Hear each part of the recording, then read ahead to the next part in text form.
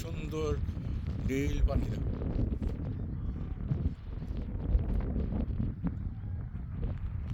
Lands and এখান থেকে তাহলে ইয়ে কি বলছিলেন দশটা কোন পাশে ইউএসএ দিকে না? হ্যাঁ এই তো ইউএসএ তোমার এই যে এই পশ্চিম দিকে এটা সূর্য অস্ত যাচ্ছে। এটা আটলান্টিক।